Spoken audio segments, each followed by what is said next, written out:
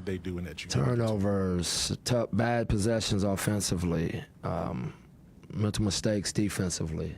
They make tough shots. You know, Kawhi Leonard, good God.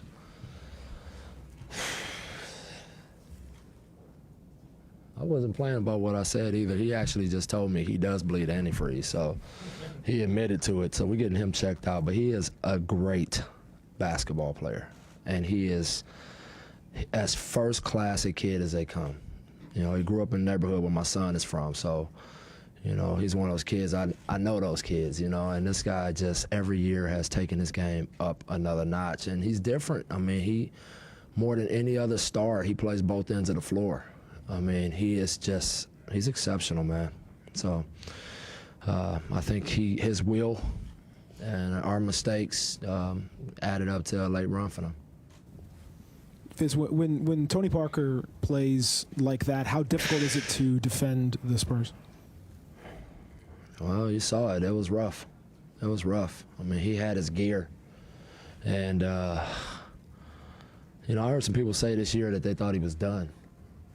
Are you kidding me? Rudy T said it. Don't underestimate the heart of a champion. And these guys, that's what champions do. They take advantage of every single mistake you make. You know, and they did that. They really made us pay every time. Fizz, getting back to Kawhi, Pop just called him the best player in the league right now. Do you believe that? It's in the. I mean, drawing straws one way or another. So it's like five guys. It's just incredible. But like I said, the thing that just makes him different is I just don't know many possessions that he takes off because he plays both ends of the floor so well, and he's just, his conditioning is like nothing I've ever seen. I mean, the guy, he just keeps coming and keeps coming and keeps coming, and he finds a way to make a play, a winning play, whether it's a steal, a block, a rebound, you know, a drive pass. He made plays tonight off the dribble. You know, he makes a good argument. I would say that about my own guy too, really. What do you think you're going to be feeling in 5 or 10 minutes or tomorrow morning? Pain, pride? What's the A little bit of both. You know, I got a group of guys in there right now that's hurting, who really believed in themselves and believed in each other, and you could see it in the way that we played. We had a connected group, and so I'll feel pain for them. And you know, after a couple of days, I'll get a chance to reflect on myself and dissect myself and what I could have done better. You know, that'll be the first thing I do, is evaluate myself. You know, and then I'll get into the team and start thinking about how I can get us back on the same track. The same goal is to get back in the mix to go after a title.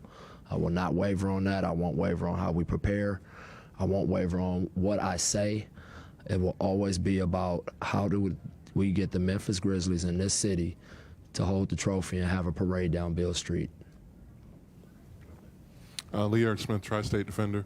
Coach, a lot of the NBA fans got a chance to see Mike Conley really come out in this playoff series. You mentioned you saw what was possible from your first day here. Can you kind of talk about what you got out of him relative to what you were hoping to get at the beginning of the season? That's it. You saw it. That's when every night I would close my eyes and envision this for Mike Conley when I thought about our team. And wow, he really had a great season, and I think he showed people in this playoffs. You know, he's a big time player. You know, that's not afraid of the moment, that loves competition. We saw a little bit of feistiness come out of him, which that's the part I'm going to keep poking at, trying to get him now that he's going, you know, into his later years, he's got to get a little grumpier. And but he's just such a good guy. But I'm really proud of the way he adapted, he evolved. You know, he looks like an NBA point guard of today's NBA now. And I take a lot of pride in that. And I think Nick Van Exel deserves a lot of credit for that too.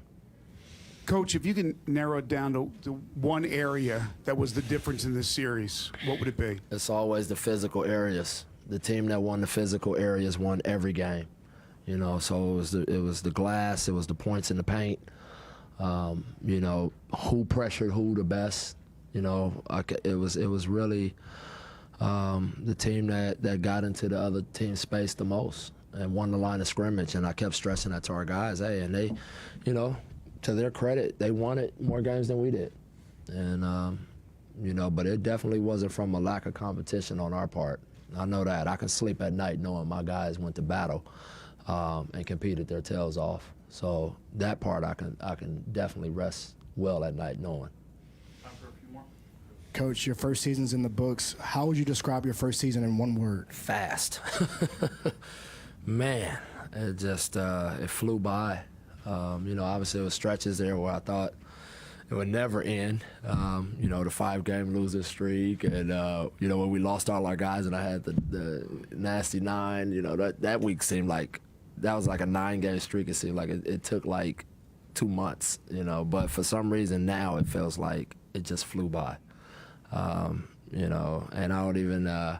It seemed like it went so fast I didn't even get a chance to enjoy it. You know, but it was a great experience for me. I'm really lucky to have the staff that I have that kept me sane.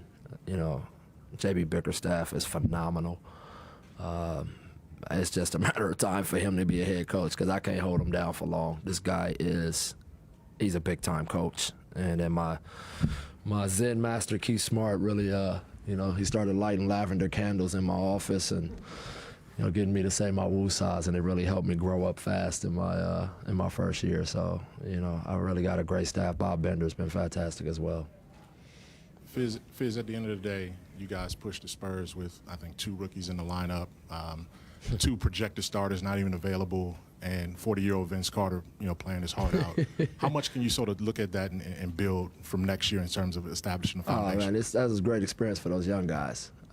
You know, just so you know, the music is Vince Carter lifting weights right now. So when I say he's invaluable, God, what a wonderful, wonderful human being to coach.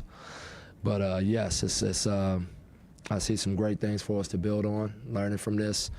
I thought we really, you know, the one thing that was consistent is we competed with the best all year. The best teams in this league, we played on, you know, tit for tat. And, you know, I think we're 9-7 against the top 4 teams in the West.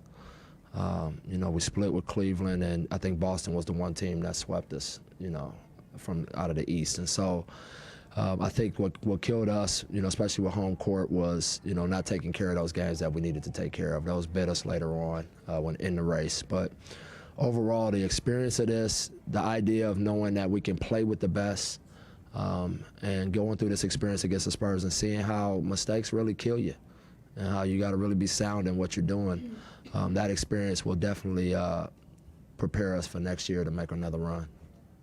Anything else? Last question, please. Fizz, you've been on the winning and losing in a lot of series as an assistant. Now as a head coach, with what's happened kind of resting on your shoulders, does it change the experience change for you now in the feeling? Yeah, I mean, regardless of what seat I'm sitting in, I carry the weight heavy. You know, when I was next to Spo in Miami, you know, I carried it like I was the head coach, you know, because you're talking about my best friend. So, you know, it was bigger than just coaching the game when you're standing next to your best friend. And so, you know, I feel the same pain, you know, as the head coach now that I'm making the decisions. It's competition. You know, I was just as invested in trying to win a title in Miami as I am here. So when you don't achieve the goal you set out to do, you know, when you're a winner and a champion and a guy who nothing else matters but that, then it's going to hurt regardless of the seat you're in. All right. Thanks, everyone. Oh, one other thing. Thanks to you guys. I thought you guys were first class with me all year. You put up with my young stuff when I was young, and you're always fair, and I really appreciate that. Thank you. Good night.